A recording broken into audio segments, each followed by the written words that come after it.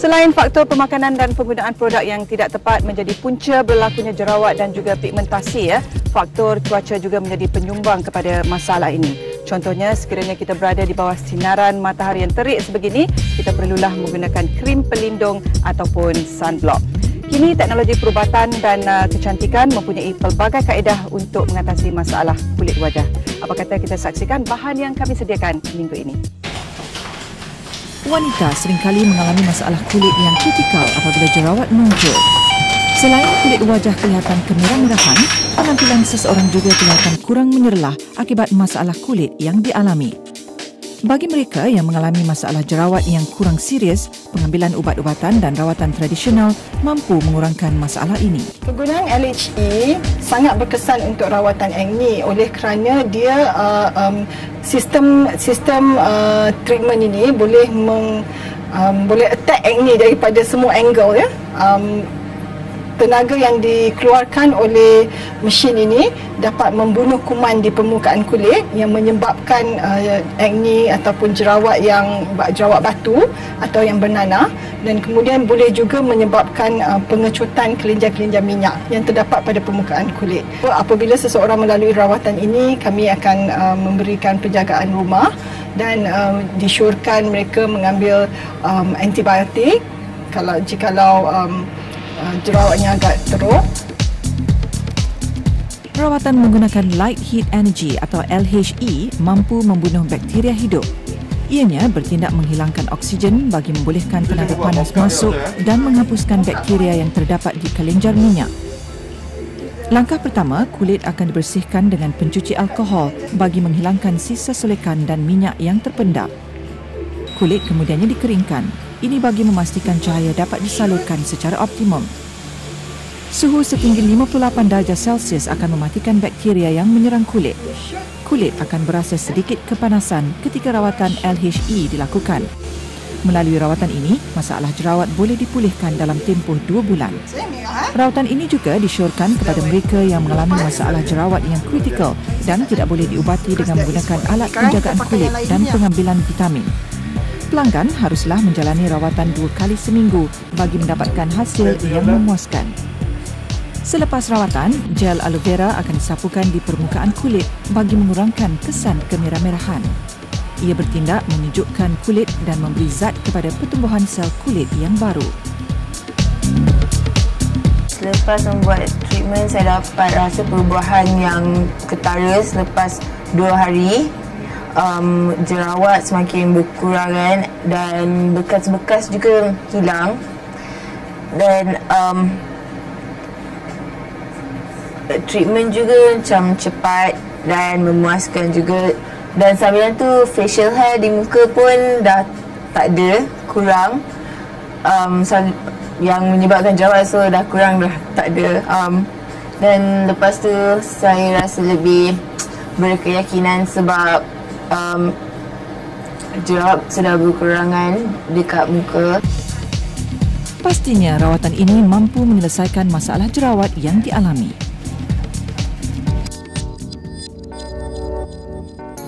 Hilmoy Proctor.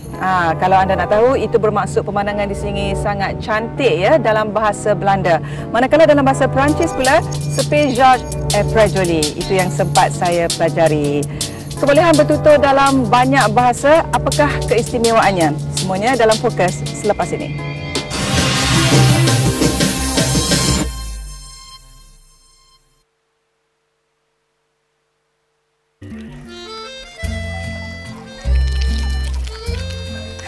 Beginilah, ya saudara, bagaimana masyarakat suku kaum Bidayuh memperolehi air suatu ketika dulu. Sumber air ini diperolehi daripada gunung dan disalurkan menerusi buluh sebagaimana yang dapat anda saksikan di sini. Baiklah, kita beralih ke segmen Nak Cantik. Minggu ini kami akan tunjukkan rawatan membuang bulu di bahagian yang tidak diingini seperti di bahagian ketiak. Kita saksikan.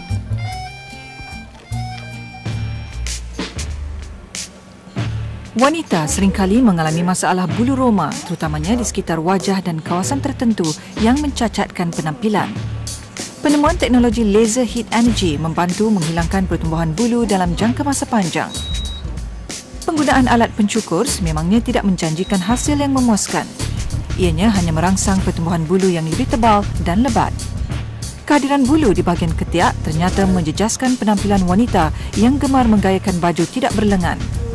Teknologi laser heat energy mampu menghapuskan pertumbuhan bulu roma secara kekal sehingga 90% dalam tempoh 4 ke 5 tahun. Rawatan sebulan sekali yang dilakukan akan menghasilkan pertumbuhan bulu yang lebih halus dari semasa ke semasa. Tenaga haba yang disalurkan ke atas polimen bulu tadi akan membakar pertumbuhan hingga ke akarnya. Semasa proses ini dijalankan, kulit akan menjadi kemerahan akibat tindak balas tenaga haba. Pada tarikh rawatan dilakukan, kami akan nasihatkan pesakit untuk jangan cukur rambutnya untuk seminggu. Kemudian 3 hari sebelum tarikh rawatan, they are supposed to shave. Supaya bulu badan ni akan tumbuh sebanyak 1 hingga 2 mm pada hari rawatan. Selalunya golongan wanita yang berbulu di kawasan muka, selalunya di kawasan upper lip, misai, ataupun setengah wanita yang mempunyai lebih bulu di bahagian bawah dagu, bulu ketiak, bikini line, setengah untuk bahagian kaki. Penyapuan gel aloe vera dapat menyejukkan permukaan kulit bagi mengurangkan kesan kemerah-merahan. Selepas menjalani rawatan ini secara konsisten, pelanggan akan merasai perubahan dan pertumbuhan bulu yang beransur secara berperingkat. Pastinya rawatan ini dapat meningkatkan keyakinan diri individu itu. Keluarga besar tentunya meriah ya. Riuh rendah menjadi hiburan kepada pasangan suami isteri yang mempunyai anak ramai. Semuanya dalam fokus selepas ini.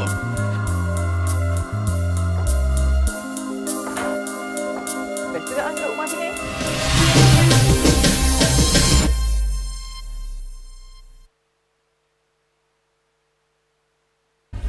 Wanita sememangnya ingin sentiasa kelihatan bergaya ya, biarpun berbaju kurung, keanggunan masih terselah. Selain bergaya dan tampil anggun, kecantikan wajah turut diberi keutamaan. Kini terdapat pelbagai teknik moden di mana boleh membuatkan seseorang itu kelihatan lebih cantik. Ikuti tinjauan saya untuk melihat sendiri teknik suntikan filler untuk mencantikkan hidung dan juga bibir. Minggu ini, saya meninjau satu lagi revolusi perkembangan dunia kecantikan bagi wanita yang inginkan rupa paras idaman mengikut impian masing-masing. Kini, suntikan filler boleh dimanfaatkan untuk augmentasi hidung dan bibir tanpa pembedahan. Ia membolehkan wanita memiliki saiz bibir yang diidamkan serta membentuk hidung lebih mancung. Proses runding cara pesakit bersama doktor adalah langkah awal untuk mengenal pasti sama ada pesakit sesuai menjalani augmentasi hidung dan bibir ini. Ia juga bertujuan memastikan pesakit tidak mengambil sebarang makanan tambahan seperti vitamin E, ginkgo, ubat homeopati atau ubat penyakit jantung. Sebarang pengambilan ubat-ubatan haruslah dihentikan 2 minggu sebelum proses augmentasi ini.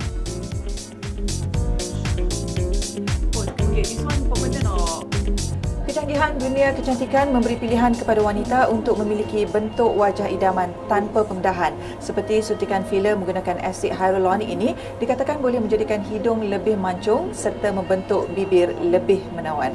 Tepuk dada, tanya selera. Wanita ini mengimpikan bibir atas yang lebih besar supaya sekata dengan bibir di bahagian bawah. Oleh itu, doktor akan memberi suntikan di bahagian atas sekitar bibir serta di bahagian bibir. Terlebih dahulu, sejenis krim yang bertindak sebagai ubat bius disapukan sebanyak 3 kali setiap 10 minit. Ini diikuti oleh suntikan ubat bius untuk mengurangkan kesan kesakitan semasa suntikan. Setelah disapukan antibiotik pada bibir, suntikan filler dimulakan untuk membentuk bibir. Terlebih dahulu, bahagian atas bibir disuntik di sebelah kiri dan kanan untuk membentuk bibir dengan memasukkan asid hyaluronic. Kemudian, bahagian dalam bibir atas pula akan disuntik. Ini akan memberikan kesan bibir lebih besar sebagaimana yang diinginkan. Hyaluronic acid is a sort of sejenis bahan yang memang secara semula jadi terdapat di dalam kulit dan di dalam sendi-sendi. Okey, apabila proses penuaan berlaku, hyaluronic acid akan berkurangan. Sebab tu orang tua-tua kan selalunya menghadapi penyakit osteoarthritis di mana sendi-sendi mereka berbunyi Ini disebabkan kekurangan hyaluronic acid. Sama juga di dalam kulit, kandungan hyaluronic acid dalam kulit akan berkurangan menyebabkan kulit mula kendur. Okay. So hyaluronic acid ni is very natural, hampir 100% sama dengan hyaluronic acid semula jadi di dalam kulit kita. Sintetik kan? But it's synthetic.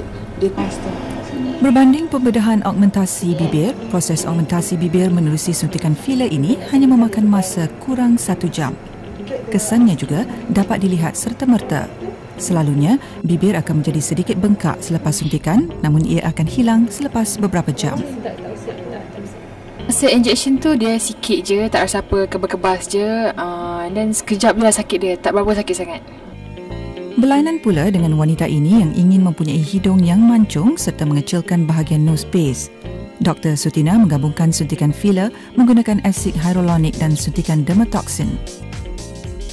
Patients kebanyakan pesakit mahukan hidung yang lebih tinggi dan batang hidung yang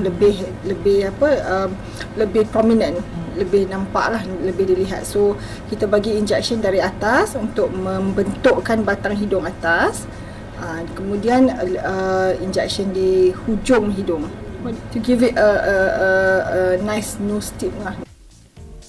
Proses dimulakan dengan memberikan suntikan bius di bahagian kiri dan kanan hidung. Ini penting kerana suntikan filler di bahagian ini dikatakan lebih sakit berbanding bibir. Setelah antibiotik disapu pada hidung, proses suntikan dimulakan. Menggunakan asid hyaluronic, suntikan dilakukan di bahagian nose tip atau atas permukaan hidung. Ini untuk membentuk hidung lebih mancung dan sedikit tinggi. Kemudian suntikan filler dilakukan pula di bahagian atas hidung untuk membentuk batang hidung lebih tinggi. Suntikan dermatoxin pula dilakukan di bahagian nasal ala atau nose base untuk memberi kesan pengejutan pada bahagian hidung yang lebar. Selain memakan masa agak singkat, augmentasi hidung menggunakan suntikan filler ini juga kurang risikonya. Kesan seperti pembengkakan dan lebam akan hilang dalam tempoh beberapa hari. Untuk temporary filler, ia mampu bertahan selama 10 bulan. Dia buat batang sikit dekat sini sebab dulu saya tak ada batang, langsung tak ada batang. Lepas tu ni macam dia kecilkan sikit sebab saya punya sini dulu besar. So sekarang ni nampak kecil sikit. Yang paling best sekali ada batang lah. Maknanya bila kita pandang tepi, kita adalah batang. Kalau tidak dulu tak ada langsung kan. Ternyata perkembangan teknologi dunia kecantikan mampu merubah pandangan wanita terhadap aspek kecantikan wajah. Pilihan di tangan anda. Bagi mereka yang inginkan kesempurnaan wajah seperti yang diimpikan, suntikan filler untuk augmentasi hidung dan bibir mungkin jawapannya.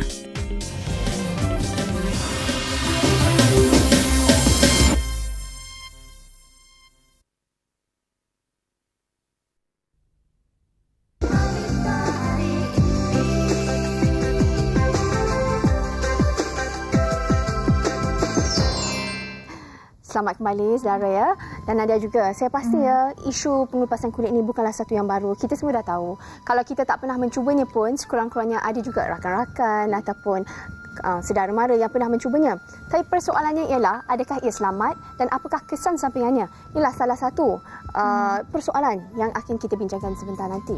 Dan sebelum itu kita kenalkan dulu panel kita pada hari ini, iaitu ya Dr. Sutina Nordin, pengamal perubatan kosmetik. Assalamualaikum. Sebelum saya mulakan soalan ya, bagi penonton di rumah yang mempunyai persoalan yang ingin diajukan kepada doktor ataupun pengalaman yang ingin dikongsi bersama dengan kami di Wanita hari ini, bolehlah menghubungi kami di talian 1800-886636. Baiklah doktor, saya ada terbaca ya, proses peeling, skin peeling dan juga pengelupasan ini sebenarnya terbahagi kepada beberapa kategori, seperti ada yang soft peeling dengan ada yang agak serious peeling. Jadi boleh doktor terangkan apa sebenarnya skin peeling dan juga kategori peeling ni? Okay. Skin peeling seperti perkataannya ialah proses pengelupasan kulit. Tapi bila kita menyebut pengelupasan kulit, kita tidak bermaksud mengelupas seluruh lapisan kulit. Maksudnya pengelupasan bahagian atas kulit, epidermis. Yes, sebab epidermis adalah bahagian paling luar kulit yang expose kepada keadaan sekeliling. Jadi proses pengelupasan ini yang terdedah. Jadi proses pengelupasan ini ialah untuk mengelupas bahagian yang terdedah ini. Ada beberapa jenis atau cara melakukan proses pengelupasan boleh dilakukan dengan skincare atau produk-produk yang digunakan di rumah. Walaupun ini tidak digalakkan. Boleh dilakukan sendiri di rumah. Di rumah. Ada banyak produk yang dijual di pasaran sekarang untuk dilakukan sendiri di rumah. Tapi kami selalunya tidak menggalakkan ini sebab kita tidak tahu betapa keberkesanannya. Bukan banyaknya amount of peeling, berapa banyak yang mengelupas. Sebab pengelupasan ni baik kalau dia cukup-cukup di epidermis, tapi kalau berlebihan dan kita boleh dapat masalah. Kita pastikan dulu keadaan kulit kita sebelum peeling dilakukan. Jadi yang berbalik dengan soalan yang saya rasa relevan dengan persoalan tadi tu. Jadi keadaan kulit macam mana yang sesuai dilakukan proses peeling ni? Jeragat je ke ataupun bagaimana? Macam Nadia cakap tadi, proses pengelupasan apart from kat rumah, kita boleh buat juga secara meletakkan bahan kimia ataupun kita panggil chemical peeling. Sama ada dengan ada beberapa jenis yang boleh dilakukan di klinik atau salon, TCA, phenol, glycolic acid, macam-macam jenis dia yang diletak kepada bahagian kulit untuk mengelupaskan kulit. Kemudian kita ada juga proses pengelupasan melalui secara mechanical, iaitu dilakukan dengan suatu mesin yang dinamakan microdermabrasion. Saya pasti dah pernah dengar kan? Microdermabrasion menggunakan kristal untuk dilalui di permukaan kulit. Dikikis di bahagian atas kulit. Kikis sedikit lah, macam polish lantai lah. Dia ada peringkat tertentu kalau lebih serius jeragat tu ia perlu pergi lebih dalam, maka akan pergi lebih dalam. Jadi kulit-kulit yang jenis apa yang boleh melalui ni, hampir ke semua keadaan kulit boleh. Hanya yang penting jenis pengelupasan yang mana, yang sesuai. Yang mana sama ada yang mechanical atau yang chemical, bergantung kepada sensitivity kulit, dia punya depth, dia punya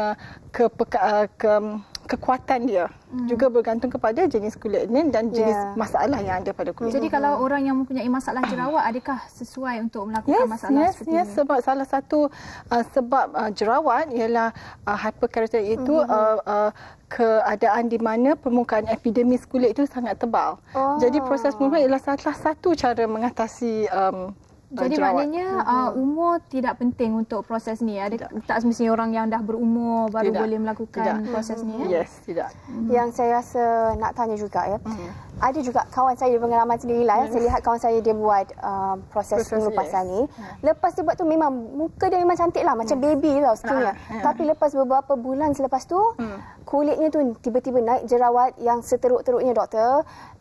Lebih teruk daripada sebelumnya. Dan bila dia pergi dapat nasihatlah daripada pakar-pakar kulit, dikatakan bahawa mungkin pori-pori kulitnya itu terlalu kecil sehingga menyebabkan jerawat di dalam tak boleh keluar, tersumbat di bawah.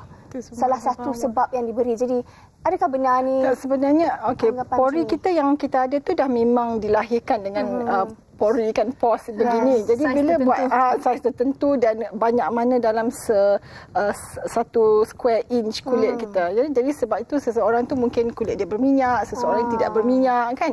Kita hanya boleh menggunakan atau melalui proses atau prosedur tertentu untuk mengurangkan atau memperbaiki keadaan yang semula jadi dah ada pada kulit kita. Jadi kini kulit tu prosedur ni pun bergantung kepada kulit-kulit tertentu. Memang. Jadi kulit macam mana yang sesuai tu? Actually semua jenis kulit, tapi hanya dia kena formula sesuaikan formula jenis pengelupasan jenis apa dan berapa kali intensity dia akan bergantung kepada jenis kulit dan jenis masalah. Sebab tu penting dia pergi berjumpa dengan seseorang yang mengetahui apa proses ini dan bagaimana untuk melakukan proses ini supaya dia akan dapat outcome yang paling baik lah untuk diri dia. Jadi seperti Fariba katakan itu sebenarnya salah satu kesan sampingan Adakah kesan sampingan ini sebenarnya bergantung kepada keadaan kulit? Adakah semua orang akan mengalami masalah yang sama ataupun bagaimana? Kesan sampingan bergantung kepada keadaan kulit seseorang. Kulit yang lebih sensitif di mana lapisan epidermis memang secara semula jadi agak tipis. Kita boleh lihat sebagai contoh setengah orang wanita terutamanya boleh nampak broken veins, spider veins. Ini mereka memang dilahirkan dengan lapisan epidermis yang tipis. Jadi mereka mungkin tidak begitu sesuai untuk pengelupasan kimia. Lebih baik pengelupasan secara microdermabrasion. Doktor dah sebut pasal vein ni, adakah proses pengelupasan ni boleh hilangkan masalah? Tidak boleh. Tidak boleh. Sebab vein tu lebih dalam daripada epidermis. Selain daripada masalah jeragat ni, masalah apa yang boleh dihilangkan dengan keadaan kaedah? Ketegangan kulit, ada satu proses pengurusan dinamakan proses pengurusan kulit menggunakan fenol yang dia ada tahap dia tahu. Kita ada tahap dia tu macam kita panggil superficial peeling, di mana hanya bahagian epidermis sahaja. Kalau saya ada gambaran kulit tu baik kan, epidermis sahaja. Kemudian kita ada medium peels. Medium peels di mana dalam epidermis dan di antara junction tu, di antara epidermis dalam dan dermis. Itu untuk masalah apa tu yang bahagian untuk jerawat, untuk ketegangan kulit, jerawat lebih dalam ya, ketegangan kulit, bukan saja bahagian atas. No. Ketegangan kulit memang kena dalam lagi. Kemudian mereka yang scars daripada scars jerawat, apa tu, pitted scars yang daripada jerawat, kesan jerawat yang lama. Yang lekuk-lekuk tu. Tapi yang lekuk-lekuk tu lebih baik kalau melalui proses pengurusan kimia, deep peels. Yang lebih dalam. This one memang pergi ke dermis. Sebab ingat, scar ni dia dah extend ke dermis tau. Jadi kita buat deep peel. Tapi kan saya selalu takut. Sebab saya tengok juga kadang-kadang yang silap pakai tu merah macam udang terbakar dan sebagainya. Burn. Jadi macam mana kita nak tahu bahan-bahan yang okey, yang selamat? Sebab kadang-kadang kalau ada mercury terlalu banyak pun berbahaya. No. Kita tak boleh gunakan mercury sebab mercury is considered bahan bahaya ya. Dalam apa-apa kosmetik pun memang tak boleh pakai mercury actually. Sebab tu kadang-kadang kita beli kosmetik yang murah-murah ni, kita tak tahu kalau ada. Jadi you get what you pay for lah sometimes kan. So no, bagaimana nak tahu? Well, again consultation lah, kena jumpa orang yang mengetahui. Even among doctors, bukan semua yang tahu berkenaan dengan proses pengelupasan. Kebanyakan kami pergi untuk training, untuk mengetahui lebih lanjut ni. Jadi supaya kita boleh pakai formulasi yang paling spesifik dan paling kena dengan pesakit, dengan klien lah. Tadi kita dah tanya doktor, apakah proses, boleh doktor terangkan prosesnya, bagaimana, memakan masa berapa lama, apa yang dilakukan dan bagaimana pengelupasan itu berlaku? Okay, selalunya pesakit atau klien akan masuk untuk konsultasi dan kami akan bincang apa masalah pesakit. Dan kalau mereka mahu melalui proses pengelupasan, adalah penting kita tahu dia punya gaya hidup, cara hidup dia. Kalau seseorang itu bekerja sebagai salesperson di mana dia banyak terdedah di luar, mungkin saya tidak akan recommendkan proses pengelupasan menggunakan bahan kimia. Sebab ini akan menyebabkan kulit merah, mengelupas dan very sensitive dan boleh terbakar. Kalau dia tidak pakai sunblock yang baik, dia boleh terbakar dan jadi hitam muka dia. Gelap, and that can be permanent. So yelah, dia nak cantik tapi dah jadi gelap kan. Lagi teruk. So kita sebab konsultasi dan we decide yang mana dia nak buat, dan kita akan selalunya saya akan bagi satu range, a few kinds produk untuk digunakan di rumah supaya kulit itu membiasakan kulit itu, atau kita panggil aklimatasi. Acclimatization, membiasakan kulit itu kepada bahan yang kita gunakan. Tapi dia punya dos tu atau konsentrasi sangat rendah. So seminggu dia akan pakai setiap malam. The skin akan jadi dia tak terperanjat. Nanti tiba-tiba ni kan, and then when they come back 1 week later, katakan no problem, tak ada merah, tak ada mengelupas, dia okay, comfortable, baru kita berani. Baru kita, dan kita selalu mula dengan konsentrasi yang rendah. We are talking about superficial peeling lah. Konsentrasi rendah, dan they come back every week, naik lagi konsentrasi. Kita ada grafik ni How does AHA work? Di sini gambar ini sebenarnya berkenaan dengan pengelupasan superficial, luaran, di mana menggunakan AHA ataupun glycolic acid. Jadi dengan meletakkan asid itu di permukaan kulit, dia akan menyebabkan penghasilan kolagen dan sel-sel kulit yang baru dengan lebih senang. Hanya sapu saja ya, tak perlu menggunakan mesin apa-apa pun untuk proses ini. Tidak, sebab dia pakai bahan kimia kan. Adakah pengelupasan akan berlaku serta-merta ataupun selepas balik baru dalam masa 2-3 hari baru pengelupasan akan bermula? Sebenarnya proses pengelupasan sudah berlaku daripada awal lagi, daripada permulaan apabila bahan itu diletakkan. Tapi dia akan berterusan selama 48 hingga 72 jam, 2 hingga 3 hari. Kiranya ini adalah salah satu masalah kulit, hyperpigmentation, pigmentasi. Ini selepas proses ni ya, kulit selepas kelihatan AHA. Baiklah, kita dah tahu kalau kita mulakan proses ni, prosedurnya perlulah perlahan-lahan, berdikit-dikit. Kiralah dah sampai satu tahap, dah kini kita dapat kualiti kulit yang dikehendaki. Boleh berhenti ataupun kena teruskan? Boleh, selalu kita berhenti. Kita sepatutnya berhenti sebab dah sampai tahap yang ni. Sebab seperti kita ketahui, kulit kita adalah satu organ yang hidup. Jadi dia akan masih menghasilkan sel-sel mati, masih menghadapi keadaan sekeliling yang merosakkan kulit, dan jadi kita akan mendapati balik masalah yang kita dapat pada permulaan. Jadi tapi kita tak akan dapat esok atau lusa. Dia slowly akumulasi. Yang penting kita kena menjaga kulit. Jadi kita mungkin kena datang balik lah. Selalunya yang idealnya kita mahu seseorang itu buat pengelupasan sekurang-kurangnya 3 atau 4 kali setahun. Tapi yang ditakuti ialah sebab kita ni duduk kat khatulistiwa, kawasannya tedahan matahari pun boleh dikatakan tinggi. Jadi kita takut bermasalah, menghadapi masalah kanser kulit. Kanser kulit. Ya, takutlah dikiranya sampai kalau silap-silap pemakaian ubat, kemungkinannya boleh berlaku tak? Adakah risiko ini? Lebih kalau tinggi. kita pakai produk yang memang bertauliah, yang approved and from clinic, ini tak boleh terjadi sebab kalau dia boleh menyebabkan kanser kulit, takkan benda tu tak boleh dibenarkan, tak boleh digunakan. Jadi moral of the story pakai bahan yang bertauliah. Jadi doktor, tadi doktor ada mengatakan bahawa setelah beberapa 3-4 kali setahun kita kena buat proses ni, setelah lama proses ni dilakukan ya. Jadi berapa kali kita kena buat sebelum proses tu betul-betul kira mengambil tempat, kira kulit kita jadi cantik?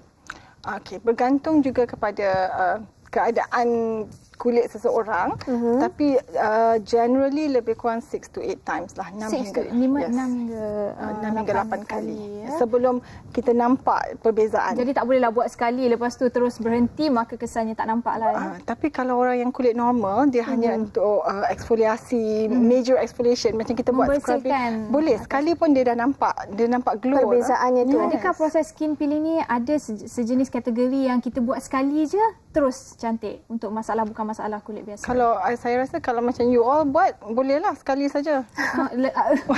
Doktor, bagaimana masuk ke sirat ya doktor? Tapi sebenarnya makeupnya. Doktor, bagaimana perlu dengan bezakan menggunakan laser sebagai contohnya? Apa beza? Laser is also a type. Actually, you're right. Laser sebenarnya sekarang kita ada sejenis proses menggunakan laser.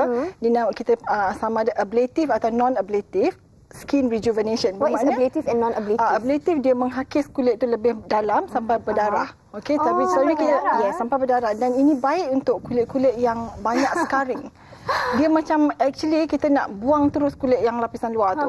Sakit ke tak? Sakit. Ya Allah.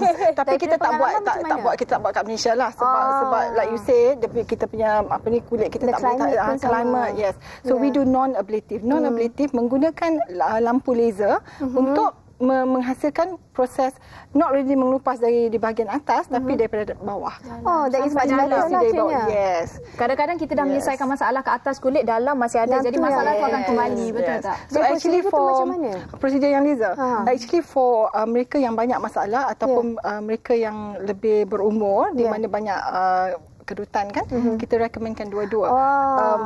Mengelupas di bahagian atas supaya oksigen lebih baik, dan all the creams yang you apply pun lebih absorb, and then laser supaya light tu akan penetrate the surface, pergi ke bahagian bawah, stimulate collagen dengan sel-sel baru. Dapat dibuat pada masa yang sama ataupun tak buat masa sama, tak boleh. Kena satu-satu lah. Doktor tadi ada juga kata sesuai untuk wanita yang matang, yang ada garisan halus yang Nadia. Jadi boleh disamakan tak dengan facelift? Facelift without plastic surgery. Yes. Kalau you sabar, yes, it's a form of non-surgical facelift. Yes. Yes, boleh digunakan. Kalau buat dalam jangka masa, katakan dia willing nak buat pelan-pelan, dalam 6 bulan hingga setahun, memang boleh nampak ketegangan kulit itu bertambah. Saya kira ni taklah menakutkan sangat daripada kita nak buat facelift. Lebih baik gunakan peeling. Dan saya ada terbaca kesan sampingan, salah satu kesan sampingan adalah warna kulit akan berbeza. Jadi boleh doktor terangkan selain pada kesan warna kulit berbeza, apa lagi kesan sampingan yang kita boleh dapat daripada melakukan teknik? Again, yang pentingnya formulasi bahan yang digunakan tu mesti yang baik.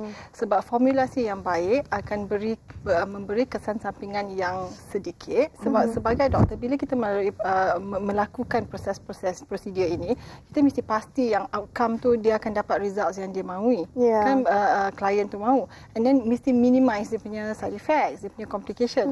So formulasi is very important. Tapi apakah antara komplikasi yang mungkin terjadi? Yang berubah color tu sepatutnya tidak terjadi. Tidak. Dalam berapa tahun dah saya membuat proses ni, dia tak pernah dapat pertukaran kulit yang berbeza. Saya hanya dengar cerita orang buat. Setengah tempat. Tak ada. Saya hanya dengar cerita mungkin pesakit lain datang ke saya dan beritahu dia buat di salon ke di mana dan dia tak diberitahu nak sunblock semua dapat kulit putih sini, gelap sini. Tapi kita tak pernah dapat masalah macam tu. Sepatutnya tidak. Okay. Selain daripada kalau menggunakan konsentrasi asid yang terlalu tinggi, terlalu cepat dan tidak monitor dengan baik, mungkin boleh berlaku what we call skin burning. Macam kena minyak panas di kulit. Gitu. Bahaya tu. Maknanya terlalu dalam. So kena buat secara inilah. Adakah pada pakar-pakar ya. Parut bagaimana? Adakah risiko? Boleh berlaku, tapi again because it's superficial peel, dia parut tu only thing dia ialah mengambil masa untuk hilang lah. Boleh berlaku kalau tidak berjaga. Kalau the deeper the peel, the better the outcome. Kalau you nak buat superficial peel, you perlu 6 hingga 8 kali. Kalau you buat medium peel, you perlu 4 kali pun dah dapat keputusan. You buat deep peel 1 kali pun dah dapat. Besok pagi bangun dah cantik. Tak ada kesan apa-apa ya? Tapi kesan dia, of course kesan dia lebih kuat, lebih cepat kesan, tapi lebih tinggi kesan sampingan. Risiko dia terbuka kepada kesan sampingan lah. Jadi pada mereka yang betul-betul nak mencuba tapi masih ragu-ragu, nasihat daripada doktor.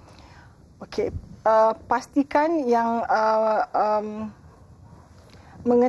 perlu mengetahui bahan yang digunakan. Pastikan mereka yang melakukan proses pengelupasan ini adalah orang yang mengetahui bahan dan mengetahui cara yang sepatutnya dilakukan. Pastikan menggunakan sunblock yang secukupnya dan yang perlindungan daripada dan dia memang ada penjagaan sebelum dan penjagaan selepas. Kalau pengamal mana-mana buat saja peeling, lepas tu lepaskan, tak beritahu apa-apa, dan there's a problem lah. Kalau ada problem apa-apa, merah ke, mengelupas ke, you must have access to your practitioner. Physician. To your whoever yang buat tu. Saya percayakan apa pun yang kita lakukan sepatutnya menggunakan mereka-mereka yang pakar-pakar, yang bertauliah. Sebab daripada kita berjimat duit, tapi akhirnya kita juga yang berhadapan dengan pelbagai masalah kulit dan sebagainya. Yang tu yang paling takut. Sebab tu nampak kat muka. Okeylah, terima kasih doktor. Sebabkan masa kita tak mengizinkan, mungkin lain kali kita akan jumpa doktor untuk bincang lagi banyak ni tentang proses peeling ni. Menarik ya. Terima kasih doktor. Jadi bagi penonton di rumah yang berminat untuk melakukan proses-proses seperti proses peeling, pengelupasan ni kan, kenalah yang pastinya kita kena tahu siapa perlu kita berjumpa, dan kita perlu orang kata ambil semua informasi, dan seperti perbincangan kita hari ini berguna ya untuk penonton mungkin yang dah lama terfikir ke apa. Jadi perlu berfikir 2-3 kali lah sebelum nak buat. Bukan kata tak selamat, tapi kita perlu tahu keadaan kulit kita dahulu. Jadi kita berhenti berehat seketika. Pastikan anda terus bersama kami dalam Wanita Hari ini.